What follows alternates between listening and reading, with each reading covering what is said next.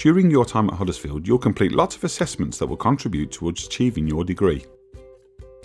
The work you submit must uphold the university's standards of academic integrity. This means that the work you submit must have been completed by yourself through your own hard work and effort. All the work you submit will be checked by the university to make sure it is your own work. So it's really important that you make it clear when you have used information from other sources to complete your assessment. Did you use books, a journal, websites, or even your own previous submissions? If so, you need to clearly reference any resources used in your assessment. Plagiarism, collusion, cheating, ghosting, personation, falsification, and failure to safeguard. These are specific types of academic integrity that you must avoid. Here's a few examples, but this is not a full list. Cheating, such as copying another student's work or talking during an exam. Collusion, such as working with another person to get an assessment done, but submitting it as though you've done the work on your own. Falsification, such as telling your tutor that you've carried out some research, but really you haven't. Ghosting, such as paying someone to do your assessment, but you submit the work as your own. Personation, such as letting your friend pretend to be you to sit your exam, so you get a better result.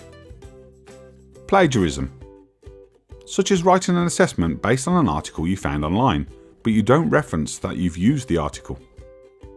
Failure to safeguard, such as not keeping your laptop secure so that another student can access your work and submit it as their own. If you break any of the rules of academic integrity, there are some really serious consequences. 1. It's highly likely that you'll have to repeat the entire module again, which could mean that you have an additional cost of up to £10,000, and this could delay completing your award by a whole year. 2. You could be permanently excluded so you don't get your award. There could also be a permanent record against your academic profile that is seen by employers and other universities if they request a reference. 3. You might not be allowed to go on to your chosen career, or it could affect going on to study a master's or a PhD. There's lots of help available to make sure you are clear on how to reference your work accurately and how to avoid things like plagiarism and collusion. Check out the university's library website for full details. Speak to your school's academic skills tutor, who is there to support and guide you. This is your University of Huddersfield swipe card.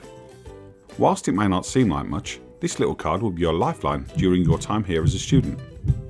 It entitles you to so much. It gives you access to the various buildings across campus that you will need. With it, you can borrow various items from the university library, including books, DVDs, and more. You need to keep your ID card with you at all times, as a vital function of the card is for attendance monitoring. This works by simply scanning in your own card on the readers located near the entrance of any room where you will have a lecture or seminar. You must then ensure that you attend the full lecture or seminar. It is important to do this at the beginning of every session so that the university can monitor when you are present and in which locations. If you do need to leave the session early, you must inform the tutor or staff member.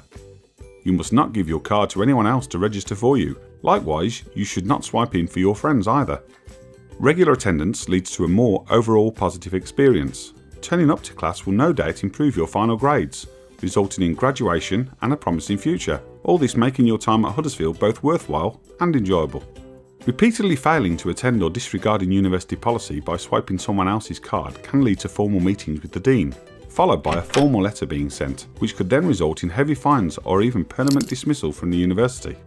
Overseas students should also be aware that by not regularly attending, you could be jeopardising your immigration status. All of this can be avoided by simply bringing in your student card and scanning it on the card reader at the beginning of each teaching session. Support is available to students who are struggling to attend for whatever reason. If you are sick, have a personal or family crisis, you must notify your school either in advance or no later than 24 hours after the absence has occurred. Overseas students need to email the attendance officer and have a sick note available. If you are struggling with any issues, we are here to help you. Our Back on Track service can put you in touch with a range of our support services.